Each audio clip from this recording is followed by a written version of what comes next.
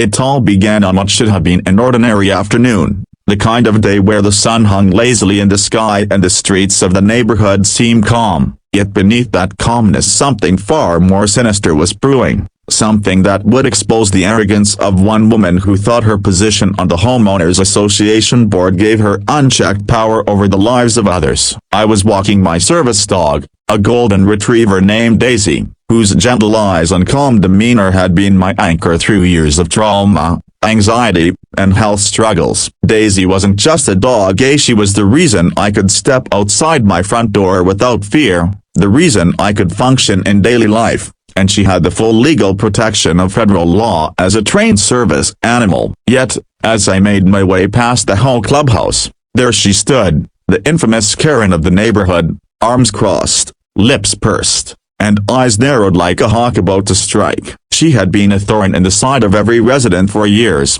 nitpicking lawns that weren't trimmed to her liking, issuing fines for trivialities, and bullying anyone who dared question her authority. But on this day, her wrath was aimed squarely at me and Daisy. She launched into a tirade about how animals weren't allowed on HOA property despite the numerous times I'd explained that Daisy was a federally protected service dog. Her voice rose louder and shriller with every word until, in a shocking act of aggression, she pulled a spray bottle from her oversized purse and unleashed it in Daisy's face, a mist of harsh chemicals meant to deter animals. In that instant, time froze. Daisy yelped, stumbled back, and whimpered, pawing at her eyes. My heart stopped. Anger and panic surged through me as neighbors gasped from nearby sidewalks, horrified at what they had just witnessed. I knelt beside Daisy, wiping at her fur and checking her eyes, my hands shaking, my chest heaving. Around us, the air grew thick with outrage as voices rose,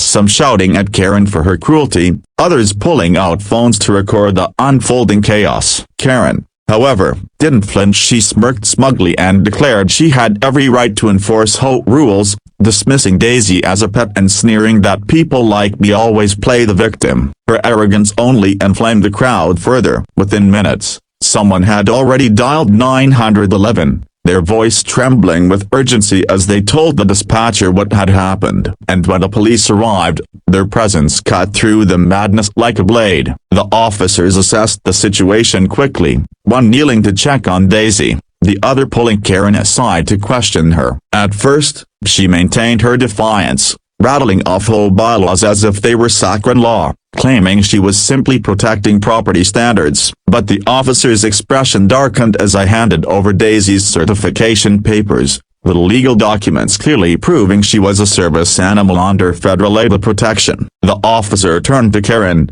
his voice stern, deliberate, and edged with authority. Ma'am, do you realize what you just did constitutes interference with a service animal? That's not just harassment, it's a federal crime. The color drained from her face instantly. Her jaw slackened, her bravado evaporating in a single heartbeat. The words federal crime hung heavy in the air, stunning even the gathered neighbors into silence. Karen, who had strutted through the neighborhood for years like an untouchable queen, now stood trembling, cornered, and stripped of her power. She stammered, trying to backpedal, claiming it was just water in the spray bottle, but the chemical smell lingered in the air, and multiple witnesses quickly contradicted her, their voices firm as they told the officers they'd seen everything. Phones continued to record, capturing every second of her unraveling. Daisy, though shaken, slowly recovered by my side, her trust in me unbroken even as the world around us seemed to crack open. The officers informed Karen she could be facing serious charges,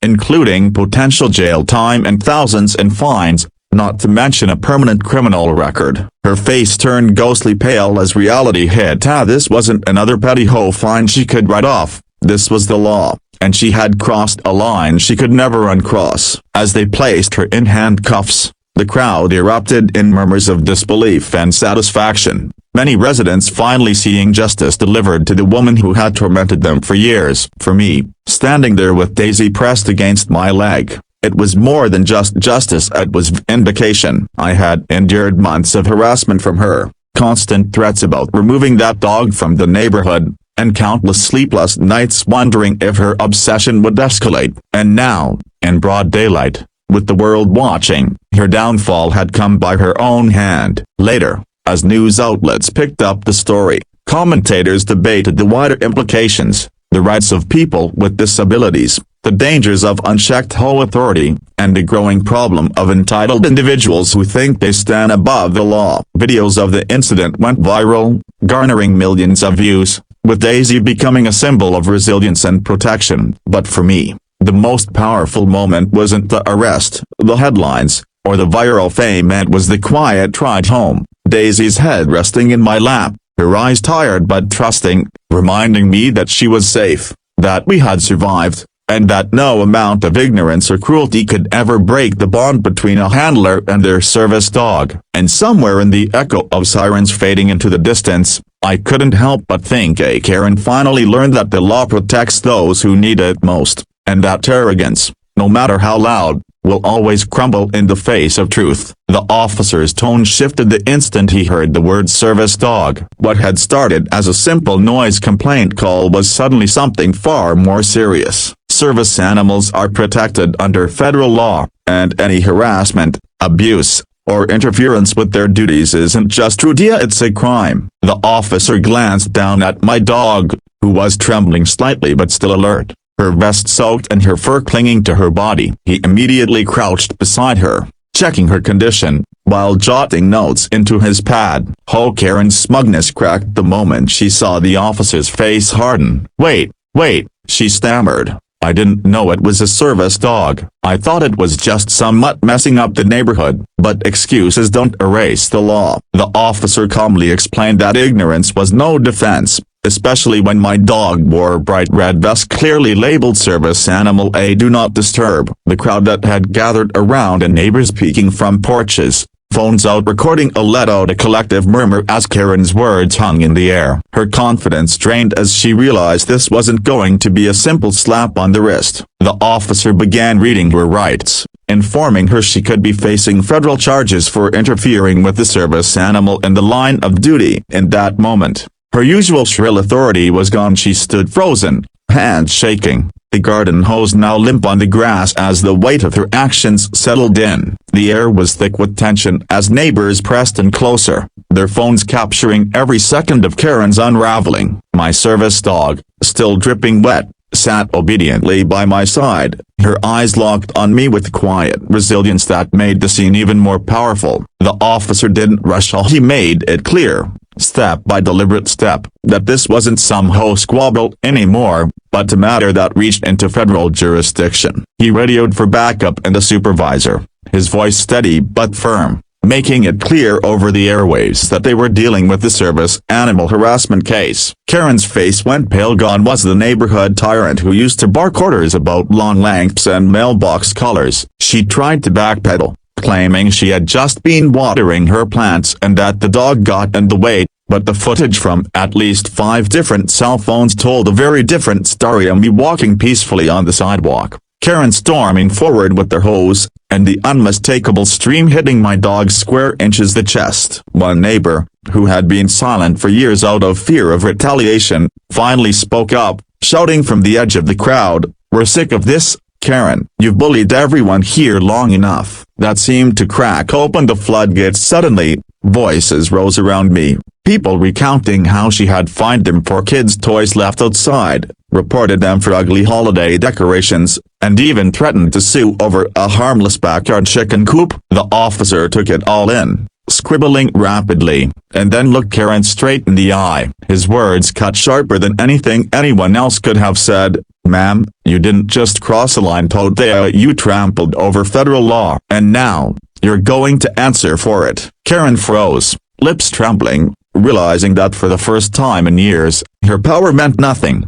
The wail of sirens broke through the heavy silence, and within minutes, 2 more police cars rolled into the cul-de-sac, lights flashing like a warning that Karen's reign of intimidation was finally crumbling. Neighbors shifted, whispering nervously as the officers stepped out, one of them carrying a clipboard already prepared for statements. My dog remained still at my side, embodying more dignity than the woman who had just tried to humiliate her. Karen's bravado cracked as the lead officer explained, in front of everyone, that interfering with the service dog wasn't just a ticket up, it carried the weight of federal consequences, including fines that could ruin her financially and even jail time. She sputtered excuses, her voice shrill, insisting she didn't know it was a service dog, even though the vest with bold block letters made it impossible to miss. That's when numbers, emboldened by the flashing lights and the officer's presence, began stepping forward one after another, each voice louder than the last. A man across the street described how she harassed his teenage son for parking slightly crooked in the driveway. A young mother recalled the time Karen threatened to call CPS because her toddler chalked on the sidewalk. Even the elderly couple on the corner spoke up,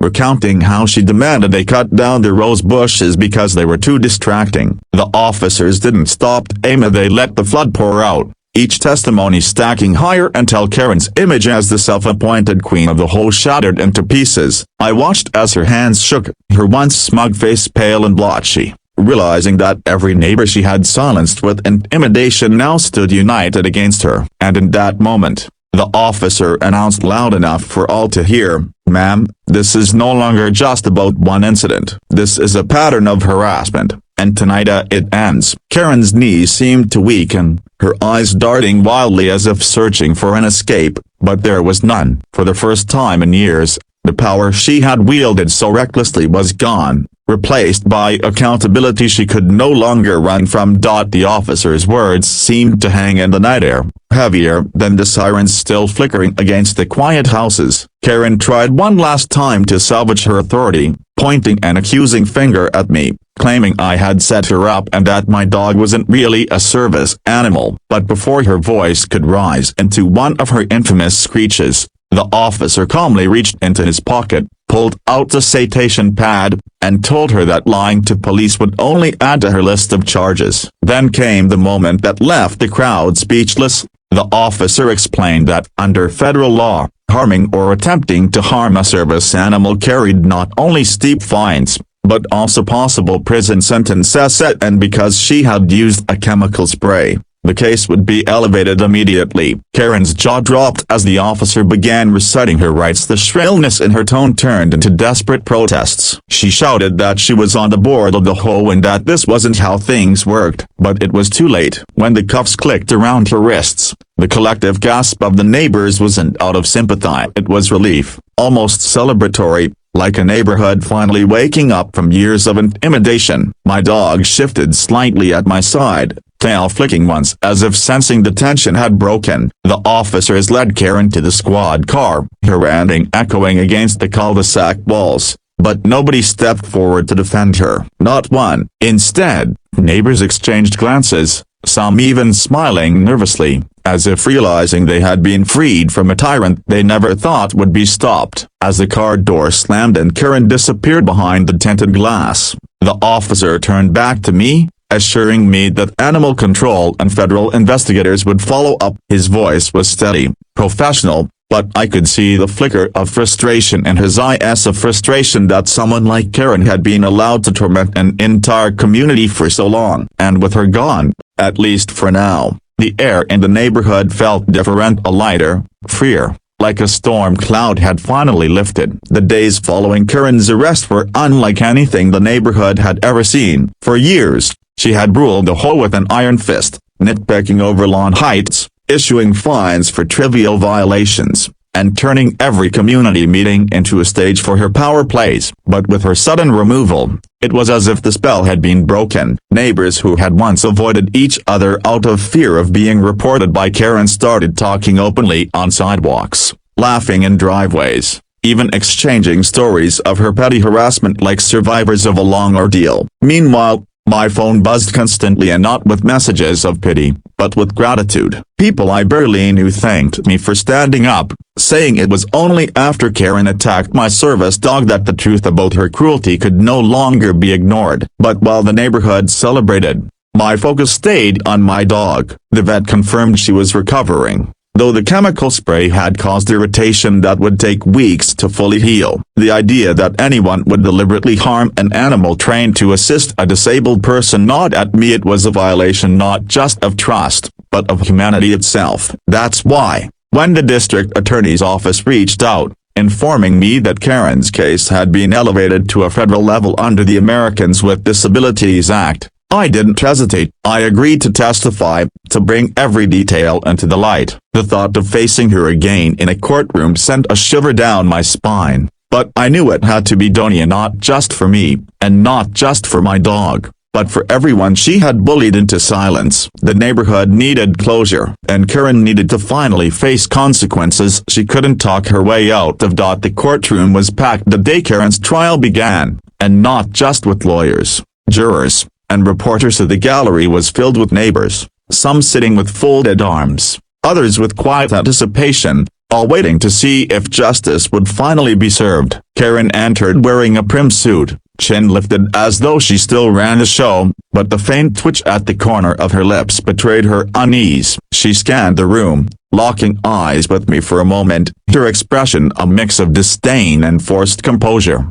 before looking away. The federal prosecutor wasted no time, laying out the charges: assault on a service animal, violation of the Americans with Disabilities Act, and reckless endangerment. When the prosecutor replayed the body cam footage from the responding officers of the moment Karen casually admitted spraying my dog, only to go pale when the cop explained it was a federal crime, the room erupted in murmurs. The judge silenced the whispers with a firm gavel, but the impact was already made. Karen's attorney tried to paint it as a misunderstanding, arguing that she thought the dog was a nuisance and didn't realize the gravity of her actions. But then it was my turn to testify. I stood, my voice steady despite the weight pressing on my chest, and described not only the attack itself, but how my service dog was my lifeline, trained to detect medical episodes, to ground me when panic threatened to consume me. I spoke of the pain of seeing her harmed, and the fear that someone could strip away the independence she gave me with a single malicious act. For the first time, I noticed Karen shrink slightly in her seat, her confident fatal dissection aid cracking. And when the veterinarian testified, explaining the chemical burns on my dog's skin and the emotional distress caused by the attack, even the jurors shifted uncomfortably. The walls Karen had built around her authority were collapsing, not with the snap of HOA fines, but under the weight of federal law. As the trial dragged on, Karen's desperation became more obvious, almost pitiful at times, though her arrogance never fully disappeared. When her lawyer realized the case was slipping beyond repair, he shifted tactics, pushing Karen to take the stand herself. She walked up nervously, the click of her heels echoing through the courtroom, and for the first time since the incident, her voice quivered. She tried to paint herself as a misunderstood neighbor who had only been protecting community standards. She claimed the dog had startled her, that she'd panicked and reached for the spray without thinking, framing it as an accident rather than an act of malice. But her words rang hollow in the face of the evidence, the surveillance footage showing her raising the canister deliberately, the cold admission on the officer's body cam where she shrugged off her actions until realizing the seriousness of federal law. The prosecutor shredded her testimony, asking pointed questions that left her stumbling. If it was panic, why did you boast to other neighbors that a dogs didn't belong here just weeks earlier? He asked. Karen stammered, her cheeks reddening as whispers rippled through the courtroom. Then came the blow that shattered her defense completely. A neighbor, previously hesitant, came forward to testify that Karen had bragged about teaching that man a lesson right after the incident, laughing about the dog yelping. The jury members visibly recoiled at the cruelty in that statement. Karen's attempt to salvage her image had backfired spectacularly, leaving her looking not like a misunderstood community leader, but like a vindictive bully whose mask had finally slipped. The judge's eyes hardened, and I felt a swell of vindication, and not because she was humiliated, but because the truth was finally undeniable. The air in the courtroom grew thick with tension as the jury was escorted out to deliberate. Each tick of the clock on the wall echoed like a drumbeat, every second stretching into eternity. I sat rigid in my seat, my service dog resting her head on my leg, her calm presence a lifeline in the storm of emotions coursing through me. Across the aisle,